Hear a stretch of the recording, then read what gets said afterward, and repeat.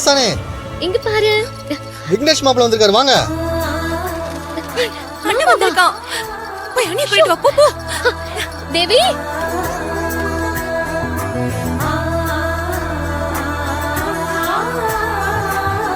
மாப்பிள்ள வாங்க மாப்பிள்ள. அண்ணே அண்ணே வாண்ணே. மாப்பிள்ள உள்ள வாங்க, உள்ள வாங்க. தேவி,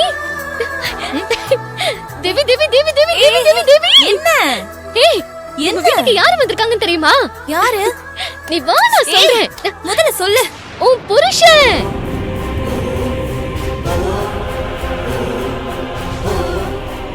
வா. கயல்,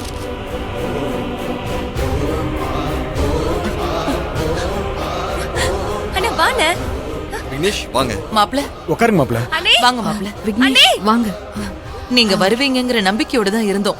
அந்த கடவுள் தான் உங்க மனசை மாத்தி தேவியையும் குழந்தையும் பார்க்க அனுப்பியிருக்காரு. தேவி, பாத்தியா? விக்னேஷ் மாமா மனசு மாதிரி கண்டிப்பா உன்னை வந்து கூட்டிட்டு போவாருன்னு சொன்னல, வந்துட்டாரு பாத்தியா? வாங்க மாப்ள, வந்து இங்க குழந்தை பாருங்க, பாருங்க. யாரும் தேவையில்லாம என்கிட்ட பேசிட்டு இருக்க வேண்டாம். நான் ஒன்னும் இந்த வீட்டு மாப்பிள்ளையா விருந்து சாப்பிட்டுட்டு உங்க கூட எல்லாம் மாமா மச்சான் உறவு கொண்டாட வரல. நான் இங்க வந்ததே தேவிக்காகவும் குழந்தைக்காகவும் மட்டும்தான். உங்க குடும்பத்தால நான் பட்ட அவமானத்தெல்லாம் இன்னும் நான் மறக்கல.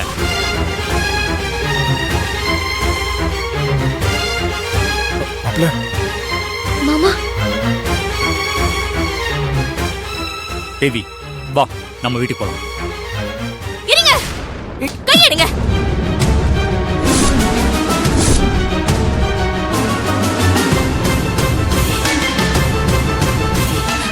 தேவி, மாப்பிள்ள தேவி, எந்த முகத்தை வச்சுக்கிட்டு இங்க வந்து வீட்டுக்கு வா குழந்தை தூக்குறேன்னு கேக்குறீங்க? நான் என்ன உங்க வீட்டு நாயா? போனா போங்கிறதுக்கோ வானா வாங்குறதுக்கோ? ஐயோ தேவி. ஏய் தேவி, என்ன பேசிட்டு இருக்க? அக்கா சும்மா இருங்க அக்கா. இவங்க இஷ்டத்துக்கு நம்மள ஆட்டி படைப்பாங்களா? எனக்கு எந்த உணர்ச்சியும் இல்லாத கல்லை நினைச்சிட்டாங்களா?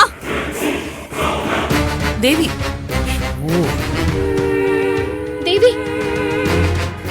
எவ்வளவு கெஞ்சிருப்போம். விக்னேஷ் வாங்க, வந்து குழந்தைய பாருங்க, தேவிய பாருங்கன்னு என் அக்கா அம்மா பெரியப்பான்னு மொத்த குடும்பமா கெஞ்சினாங்க. ஆனா யார் பிறந்தாலும் செத்தாலும் வரமாட்டேன். அந்த குழந்தைக்கும் எங்க குடும்பத்துக்கும் எந்த சம்மந்தமும் இல்லைன்னு சொல்லி எவ்வளவு பேசிருப்பீங்க. அது எல்லாத்தையும் மறந்துட்டு நீங்க கூப்பிட்ட உடனே வாங்கன்னு உங்க பின்னாடியே வந்துருவேன் நினைச்சீங்களா? நான் வர மாட்டேன், என் குழந்தைய கொடுக்க மாட்டேன்.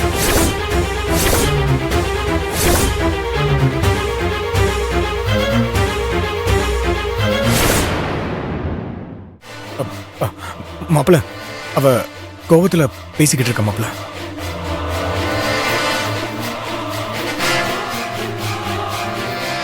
ஹேய், பைத்தியக்காரத்தனமா பேசிட்டு இருக்க. என்ன இப்படி எல்லாம் பேசுன்னு சொல்லி உங்க வீட்டாளன் தூண்டி விட்டாங்களா? மாப்ள. இங்க பார், நானே வீடு தேடி வந்ததுனால உங்க மேல எந்த தப்பும் இல்ல. எல்லா தப்பும் என்னோட தானே. மன்னிப்பு கேட்டு போறதுக்கு நான் வரல. என்ன இருந்தாலும் நான் காதலிச்ச பொண்ணு நீ. இந்த குழந்தை நம்ம காதலுக்கான சாட்சி. எல்லாத்தையும் மறந்துட்டு உன்னையும் நம்ம குழந்தைய கூட்டிட்டு போக வந்தனே தவிர உன் குடும்பத்தை நான் எப்போ ஏத்துக்க மாட்டேன்.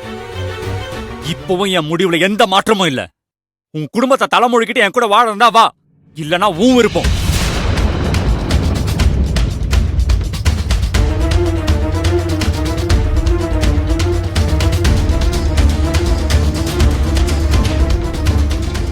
என்னது?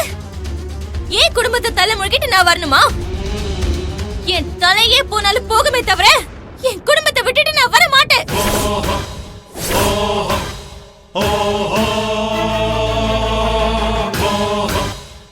என்ன நினைச்சிட்டு இருக்கீங்க? இவங்க என்ன வாசல்ல வளர செடி நினைச்சிட்டு இருக்கீங்களா?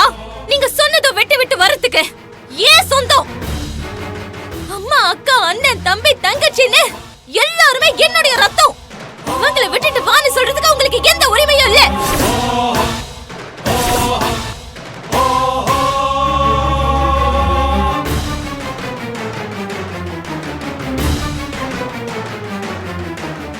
நீங்க உங்க அம்மா சொன்னாங்கன்னு என்ன தூக்கி எறிவீங்க? நீங்க சொல்றீங்கன்னு நான் ஏன் குடும்பத்தை தூக்கி எறியணுமா? இதுல என்னங்க நியாயம் இருக்கு? இல்ல, நான் தெரியாம தான் கேக்குறேன். உங்க மனசுல என்ன எனக்கு வாழ்க்கை கொடுக்க வந்த தியாகி நினைப்பா? இல்ல நீங்க எனக்கு வாழ்க்கை பிச்சை போடுறீங்களா?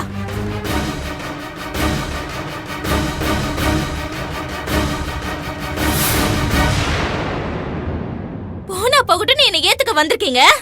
என்ன பார்த்தா உங்களுக்கு எப்படி தெரியுது? என்ன சொன்னீங்க?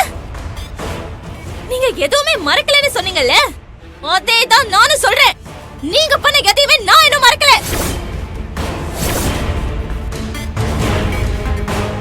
ஓ, இப்பதான் நம்ம காதலிச்சது, கல்யாணம் பண்ணிக்கிட்டது, அந்த காதலுக்கு சாட்சியா ஒரு குழந்தை பிறந்தது எல்லாம் ஞாபகத்துக்கு வருதா? அன்னைக்கு குழந்தை பிறந்துருச்சுன்னு என் வீட்டாளுங்க உங்ககிட்ட சொன்னப்போ இது நம்ம குழந்தைதான். அப்ப எங்க போச்சு உங்க காதல் பாசம்லாம்? இங்க பாருங்க, நான் ஒண்ணு நீங்க ஆட்டி வைக்கிற பொம்மை கிடையாது. எனக்கு உங்களுக்கு இருக்கிற அதே கோவம், ஈகோ எல்லாமே இருக்கு. உணர்ச்சியே இல்லாத உங்கள மாதிரி ஆளுங்களோட என்னால வாழ முடியாது. தேவி, நான் கடைசி வரைக்கும் என் குழந்தையோடயும் என் குடும்பத்தோடயும் வாழ்ந்துட்டு போயிடுவேன். எனக்கு நீங்க வேணாம்.